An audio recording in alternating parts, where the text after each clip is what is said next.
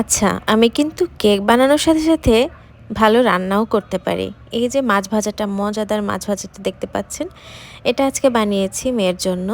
গরম গরম ভাতের সাথে আস্ত মাছ ভাজা কি মজা! এখানে আমি ২ টা তেলাপিয়া মাছ নিয়েছি, একটু ছোট মিডিয়াম সাইজের। এখানে মসলাগুলো দিয়ে দিচ্ছি, হলুদ, মরিচ, ধনিয়া, আদা রসুন বাটা, লবণ, একটু লেবু রস দিচ্ছি যাতে মাছের কোনো গন্ধ না থাকে। ভালোভাবে মাখিয়ে নিয়েছি, মাখানোটা দেখেই ইয়াম্মি লাগছে। ফ্রাই প্যানে পরিমাণ মতো তেল দিয়ে গরম করে তারপর হচ্ছে মাছগুলো দিয়ে দিলাম।